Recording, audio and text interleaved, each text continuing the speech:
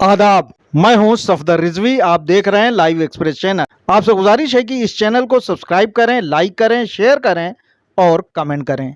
अब देखें एक अहम खबर। भारी पुलिस की मौजूदगी में मशहूर खतीब मौलाना गजनफर अब्बास ने एक मजलिस में वफ के लुटेरों, खासकर कौम के रहबर माने जाने वाले मौलाना कल्बे जवाद पर जमकर हमला बोला।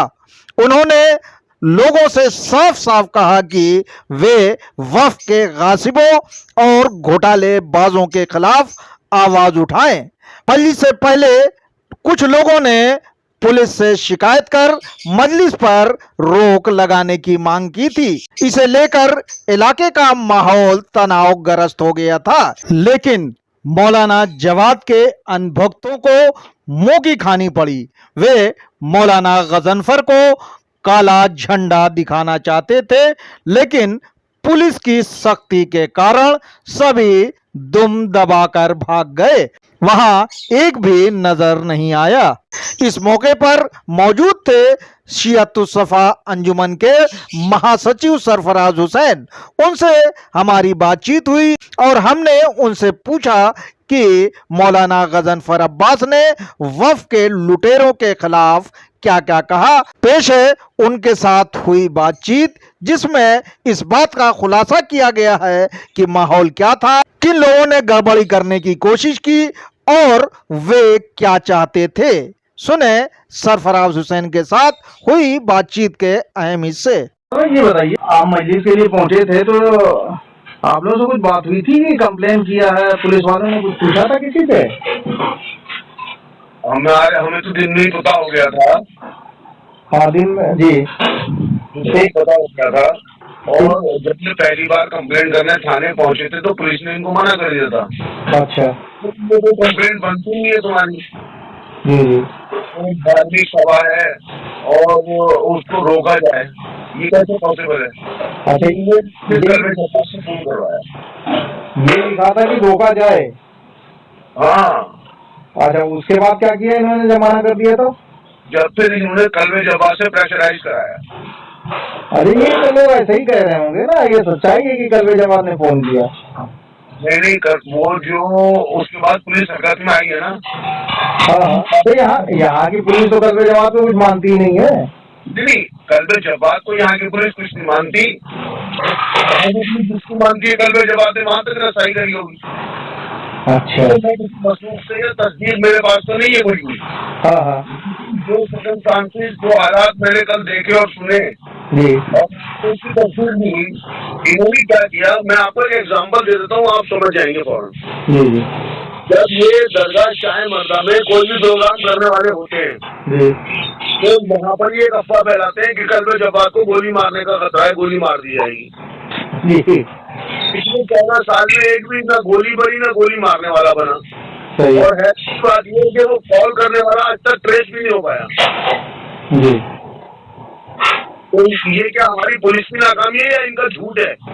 असल में इनका झूठ है। कोई ऐसा दुनिया में है ही नहीं जो ये कह रहा हो कि मैं कल जब आपको गोली मार दूंगा या मार दी जाएगी वगैरह वगैरह।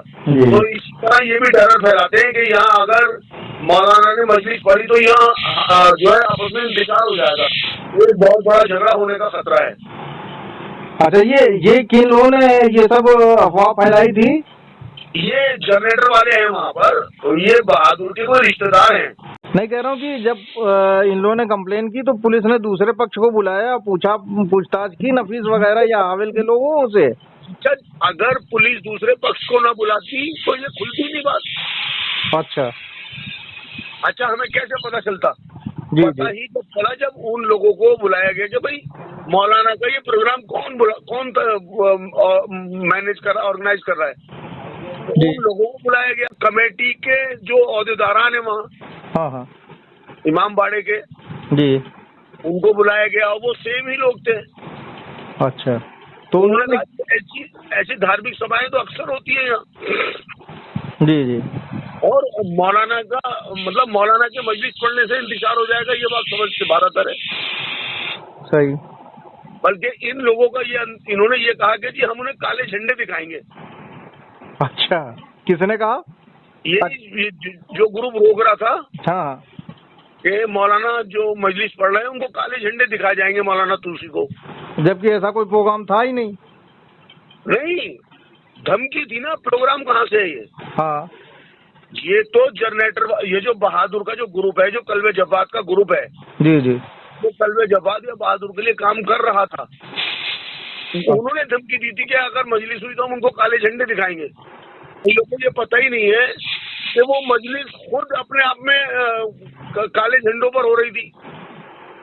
जी, मतलब इनको लग रहा था कि मौलाना गजनफर अब्बास साहब फिर जो है जिस तरह की मजलिसें पढ़ रहे हैं उसमें जो वक्फ के चोरों का जिक्र कर रहे हैं, तो यहाँ भी जिक्र होगा। उन लोगों को इस बात का खदशा था। देखिए, आपने कल्बे जब्बात की अगर पास्ट के ऊपर निगाह डालेंगे तो कल्बे जब्बात का, जो लोग कल्बे जब्बात के लिए काम करते हैं, उनका काम ये होता है कि सामने वाले को डैमेज करना, उसकी इमेज को डैमेज करना जी। और पहले से पहले ऐसी अफवाहें फैला दी जाती हैं कि उसने मिंबर पर बैठकर ये बोल दिया, उसने अमामा जला दिया और वो खबीस ये कह रहे हैं और वो फलाने ये कह रहे हैं। इस तरह की लैंग्वेज इस्तेमाल होती है इनकी तरफ से। जी जी। तो अब से पहले देखने में आया कि ये लोग कामयाब हो भी जाते थे, लेकिन अब कल्बे जब्बात से इतने बदसन हो चुके हैं लोग। कल्बे जब्बात सिर्फ वो बोल रहा है जो बहादुर बुलवा रहा है उसको। तो जब आप इमामबाड़े के पास पहुंचे तो आपने क्या नजारा देखा? पुलिस वगैरह? मैंने देखा कि पुलिस का एक बेहतरीन बंदोबस्त था। मतलब मुझे खुद हैरत हुई कि पुलिस इतनी मुस्तैद थी, इतना बेहतरीन बंदोबस्त था कि वो हर 5 मिनट में, 2 मिनट में, 10 मिनट में किसी न किसी फर्द से बात करके मालूम कर रहे थे हालत को। और इतना जबरदस्त उन्होंने, यानी कि जो मेरी काउंटिंग है तकरीबन 12 से 15 दिल्ली पुलिस के जवान वहां मौजूद थे, जिसमें सब इंस्पेक्टर भी थे, कांस्टेबल, हेड कांस्टेबल, मतलब अच्छी टीम थी वहां पर। मुझे तो बहुत अच्छा लगा वहां पर कि उन्होंने इतना बढ़िया कंट्रोल किया हुआ था। हालांकि वहां पर कल्बे जब्बात या बहादुर या उसके साथियों में से कोई ऐसा मुझे बहादुर नजर नहीं आया कि वो प्रोग्राम रोक देता या काले झंडे दिखा देता, लेकिन इनका काम है अफवाहें फैलाना। नहीं कह रहा हूँ कि ये वो जो खुरेजी जो है जगतपुरी थाने में आता है, और जगतपुरी के थाने के लोग जो है SHO और दूसरे इंस्पेक्टर्स वगैरह हमेशा सहयोग करते रहते हैं। इतने सारे जुलूस होते हैं, कभी कोई किसी तरह की अप्रिय घटना उन्होंने नहीं होने दी, तो उनका रिकॉर्ड तो अच्छा है। और शायद इसी वजह से जो शरपसंद है वो शर नहीं फैला पाते हैं और कोई गड़बड़ी नहीं करने पाते। मुझे कल पता चला कि पुलिस वालों ने भी मौलाना की मजलिस की जो है रिकॉर्डिंग की। हालांकि ऐसे रिकॉर्डिंग ढूंढी जाए तो रिकॉर्डिंग नहीं मिल रही है, लेकिन पुलिस के पास रिकॉर्डिंग है। मौलाना ने अपनी मजलिस में किस तरह की बातें पढ़ी वक्फ को लेके, आप उसके बारे में जरा बता दें। मौलाना ने वक्फ से ताल्लुक से बोला है जी, वक्फ चोरों को खतरा है। वक्फ बिल के बारे में जो लोग चिल्ला रहे हैं, आपको पता है आवाम को तो ये पता ही नहीं कि वक्फ बिल है क्या। सही। वो ये कह रहे हैं, उनका मकसद जहां तक मैं समझाऊं, देखिए मेरी नाकिस जो अकल समझ रही है, उनका मकसद बिल की हिमायत या मुखालफत करना नहीं था जी। उनका मकसद सिर्फ ये बताना था जो हकीकत है कि एक्चुअल में जो लोग खुदक के बाहर आ रहे हैं वो ही औकाफ के ऊपर काबिज बैठे हैं। सही। वक्त तो इनसे बचाना है, गवर्नमेंट से थोड़ी बचाना है। हाँ भाई गवर्नमेंट तो आपकी गार्जियंस है ना। जी जी जी। आप अपने अम्मी से अपना घर बचाएंगे, अपने फादर से अपना घर बचाएंगे, अपने भाइयों से बचाएंगे या डाकुओं से बचाएंगे। हाँ नहीं, जैसे अभी मौजूदा समय में नजर आ रहा है कि दरगाह शाह मर्दा पे गलत लोगों का कब्जा है, करोड़ों रुपया इधर से उधर हो रहा है, लोग सबूत दिखा रहे हैं, चीख रहे हैं, चिल्ला रहे हैं, और मौलाना कल्बे जवाब तक पे भी करोड़ों रुपया घपले का आरोप लगा रहे हैं। तो जाहिर सी बात है इस पे कोई कार्रवाई नहीं हो रही है, तो अवाम में तो बेचैनी है ही है। अवाम सबसे पहले गवर्नमेंट को नहीं बल्कि इनको चोर मानती है, और उसकी मंशा ये है कि इनसे किसी तरह बचाया जाए। देखिए, आप एक बात देख रहे होंगे कि मैं 2019 से लेकर इनके घोटालों के ऊपर आवाज उठा रहा हूँ। जो करोड़ों रुपए के घोटाले ये कर रहे हैं उनकी आवाज उठा रहा हूँ। आज जो लोग अंजुमन हैदरी से निकाले गए हैं, या अंजुमन हैदरी ने उनको निकाल दिया है। आज वो लोग वही बातें दोहरा रहे हैं जो मैं 2019 में, 2020 में दोहरा रहा था, 2022, 23, 24 में दोहरा रहा था। घोटाला तो हो रहा है, घोटाला तो कर रहे हैं, बेईमानी तो हो रही है, करोड़ों रुपए का पता ही नहीं है। और अवाम इतनी बेजार है इस वक्त, अवाम इतनी बेजार है, अवाम ये फैसला ही नहीं कर पा रहा है कि हमारा रहबर कोई है भी या नहीं, हमारा कोई सरपरस्त है भी या नहीं, क्योंकि जो सरपरस्त है तो वही चोर भी है। और उसी चोर से आप लोग इंसाफ की मांग कर रहे हैं, लोग उलमा। देखिए हुजूर, आपको मैं बता दूं रिजवी साहब, क्योंकि आप तो हमारे मुखालफत में ही रहते हैं, इसलिए आपको तो हमारी पॉजिटिव बात भी नेगेटिव लगती है। मैंने कभी कोई गुहार नहीं लगाई है चोर और डाकुओं से। मैंने उलमा की बात की है, उलमा ने जो गुहार लगाई है। अच्छा, उलमा ने लगाई है सर। देखिए, उलमा का जवाब तो उलमा कराम दे सकते हैं। नहीं, आप सियतुल सफा अंजुमन जो इतनी इम्पोर्टेंट अंजुमन है उसके जनरल सेक्रेटरी हैं, और जी उसी के पैटर्न है मौलाना मोहसिन साहब, और मोहसिन साहब की क़यादत में उलमा सर जुटा के एक होके बैठे मसले का हल निकालने के लिए, चाहे मर्दा में जो है लूट हो रही है उसके लिए। तो उनको सिर्फ ये नजर आया कि जो है एक ऐसा आदमी पे जिस पे बलात्कार का आरोप है, जिस पे सूफी कलवा के मर्डर का आरोप था और कोर्ट ने उसके खिलाफ मुकदमा दर्ज करवाया और काफी दिन तक चला। इसके अलावा बदगुमानियों के ढेरों आरोप हैं उस पे कि करोड़ों रुपए ले लिया या उसके लिए मकान बना के दे दिया लाखों का, 30 लाख या 40 लाख, दुनिया भर के इल्जाम है जिसको आपको बताने की जरूरत नहीं। तो ये सारी चीजें हैं और आपके उलमा उसी से गुहार लगा रहे हैं कि इंसाफ कीजिए। ये तो समझ में नहीं आता है कि चोर से कहा जाए तुम इंसाफ करो, चोरी तुम जो है मसले का हल करो। देखिए, मैं जहां तक शियतुल सफा के जनरल सेक्रेटरी होने की बात है, मैंने अभी फरवरी में चार्ज लिया है जी। और अब आ जाइए, अब पैटर्न होने पर मौलाना मोहसिन साहब तखलीकी। तो मौलाना के बारे में जितना मैं जानता हूँ, मैं तो बचपन से मैंने देखा है मौलाना को, बचपन से मैं उनके पीछे नमाज पढ़ता आ रहा हूँ। मौलाना एक बहुत ही शरीफुल नफ्स आदमी और पॉलिटिक्स से दूर रहते हैं। उनको ये भी नहीं पता है कि एप्लीकेशन कौन से डिपार्टमेंट में दी जाती है। सही बात, मतलब ये मैं उनको डिफेंड नहीं कर रहा हूँ, ये मैं वो सच्चाई बता रहा हूँ आपको जिसका मैंने खुद बनफ्सा नफीस सामना किया है कि मौलाना इतने सीधे और इतने शरीफुल नफ्स इंसान है, मतलब वो इन चीजों में, कंट्रोवर्सी में कभी पड़े ही नहीं। सरफराज साहब, आप सीधे और शरीफ की बात कर रहे हैं, तो आज के जमाने में सीधे और शरीफ को ही तो बेवकूफ बनाया जाता है, वही बेवकूफ बनता है। देखिए, मैं लफ्ज़ बेवकूफ इस्तेमाल नहीं कर सकता। कौम का कोई जो जिसके हाथ में कौम की मेहार हो, अगर वो शरीफ और एकदम से जो है भोला भाला सा हो, तो उसको तो कोई भी बेवकूफ बना देगा। तो आप कहना ये चाहते हैं कि कल्बे जवाद सही आदमी है इसके लिए? फिर तो नहीं, हम कल्बे जवाद की बात नहीं कर रहे हैं, हम लखनऊ के कल्बे जवाद की बात नहीं कर रहे हैं, हम दिल्ली के जो कायद माने जाते हैं मौलाना मोहसिन तकवी साहब की बात हम कर रहे हैं। जी। देखिए, मौलाना मोहसिन तकवी साहब के लेवल का दिल्ली में कोई मौलवी है ही नहीं अभी जी। ये कोई मैं थोड़ी कह रहा हूँ। हाँ सही है, आप सही कह रहे हैं, जो सच है वो सच है।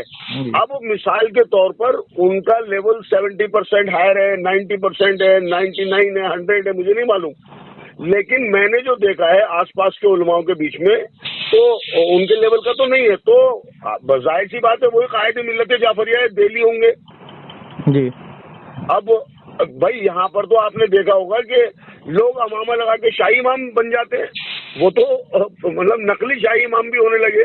देखिए, तो वो तो एक्चुअल में इमामत कर रहे हैं। ऐसा है, ये भी मुझे मालूम हो चुका है कि ये भी आप ही लोगों ने अपने मकसद के लिए उसको शाही इमाम बना दिया था।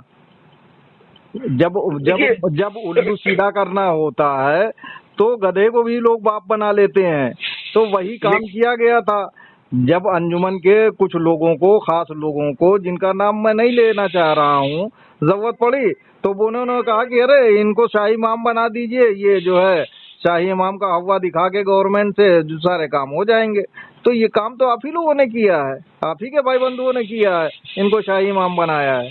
ये सच है कि हमने एक मजाहिया तौर पर अगर कभी क्या कहा होगा हमारे किसी भाई ने कि ये शाही इमाम कर दो और ये पुलिस एडमिनिस्ट्रेशन में इसका नाम शाही इमाम लिख दो, इसका फायदा उठाएंगे, इसका प्रेशर पड़ेगा, जी तो ये तो सच है कि ये एक गेम पे प्लान होगा, इस्तेमाल करने के लिए होगा। तो यहाँ पर होता क्या है एक्चुअल में, चाहे आप इमाम हैं, चाहे आप जाकिर हैं, चाहे आप किसान हैं, चाहे आप आम आदमी हैं, पहले आपको मौला के नाम पर तहरीक में शामिल किया जाता है। उस तहरीक में फिर आप पर मुकदमे लगते हैं और आप इतने मजबूर हो जाते हैं कि आप उस अंजुमन को छोड़कर जाते ही नहीं है। शायद आप जिक्र करना चाह रहे हैं रईस अब्बास का, जो वाइस प्रेसिडेंट थे, उन पे मुकदमे हो गए, उनके घर वालों पे मुकदमे हो रईस गए। अब्बास क्या, शायद मैं आप तो डॉक्टर लाडले का जिक्र करना चाह रहे हैं बिना नाम लिए, या नैयर तकवी जो जिनके खिलाफ शायद कोई कंप्लेन होने वाली है जल्दी। मैं किसी एक का जिक्र नहीं कर रहा हूँ, मैं किसी को, देखिए रिजवी साहब, मैंने तो, आपने देखा होगा कि मैं तो कभी भी अंजुमन हैदरी के वजूद को ही तस्लीम नहीं करता हूँ। जी, नकली मानते हैं आप? नकली मानता हूँ, नकली है जी। मौलाना गजनफर अब्बास साहब ने कल कुरैजी में जो मजलिस हुई, जिसको मौका बना दिया गया था, वहाँ वक्फ को लेके क्या ऐसा पढ़ा जिससे लोग डरे हुए थे? नहीं भाई, उन्होंने तो आम बात कही है, बिल्कुल उन्होंने कोई ऐसी अलग से चीज पैदा नहीं की जो मैंने सुना। तकरीबन 1 घंटा मजलिस पढ़ी है उन्होंने, मैं पूरी मजलिस में मौजूद था शुरू से आखिर तक। जी। उन्होंने कोई अजीब या कोई ऐसी नई चीज नहीं पढ़ी जो हमें नहीं मालूम है। नहीं, वक्फ चोरों के लिए, वक्फ के लुटेरों के लिए क्या उन्होंने सीधा से कहा कि भाई ये जो नकली रहनुमा तुम्हारे बने बैठे हैं, जो वक्त चुरा रहे हैं, वक्त खा रहे हैं, इनके खिलाफ बोलो ना। क्या जनाब और एहतराम में क्या आप इब्लीस को भी एहतराम करने लगेंगे? क्या आप शैतानों को भी एहतराम करने लगेंगे? अब ये बोला उन्होंने कहा कि जो चोर है वो चोर है भाई, जो लुटेरे हैं वो लुटेरे हैं, किसी भी शक्ल में हो, किसी भी लिबास में हो, और आपको उनके खिलाफ आवाज उठानी चाहिए, एहतराम कैरेक्टर का करना चाहिए। यानी मौलाना गजनफर अब्बास साहब ने मौलाना का नाम लिए बिना उनके खिलाफ डंडा चलाया।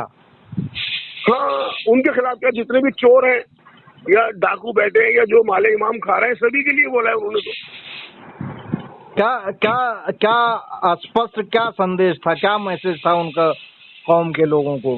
कौम के लोगों को ये उन्होंने एक तो बहुत अच्छी बात कही कि भाई कौम में आपस में इंतशार मत करो, इत्तेहाद से रहो। दूसरा, हकीकत को पहचानो, हकीकत को जानो।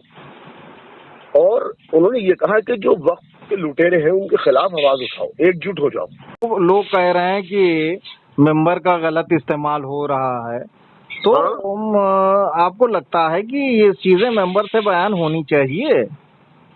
देखिए, मेंबर से पहले तो सवाल आपने 2 सवाल एक साथ कर दिए।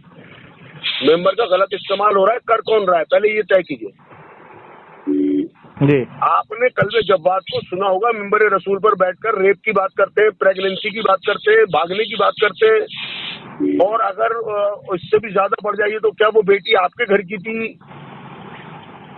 जी। इस तरह की बातें ये मिंबर रसूल से हो रही हैं। किसी पर, मेरे पर ही 40 मुकदमे बता दिए उन्होंने क्रिमिनल, मैंने करोड़ों रुपए का फ्रॉड किया, ये बता दिया उन्होंने। ये मिंबर रसूल से करने की बातें हैं। यानी इसे आप गलत इस्तेमाल मानते हैं? इसको गलत इस्तेमाल मानते हैं, और इसके खिलाफ आवाज उठाने को आप गलत इस्तेमाल कर रहे हैं। अभी तो लोग यही तय नहीं कर पा रहे कि गलत कर कौन रहा है असल में।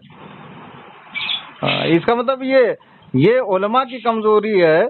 उलमा को ये साफ कर देना चाहिए कि गलत इस्तेमाल क्या है मेंबर का और सही इस्तेमाल क्या है। यस, बिल्कुल यही बात है। अभी हम लोग हमें ये पता ही नहीं कि असल में हम किसको काला कह रहे हैं, किसको सफेद कह रहे हैं। जी। तो सबसे पहले तो ये तय करना होगा कि हमारा क्राइटेरिया क्या है गलत और सही का। आपसे गुजारिश है कि इस चैनल को सब्सक्राइब करें, लाइक करें, शेयर करें और कमेंट करें।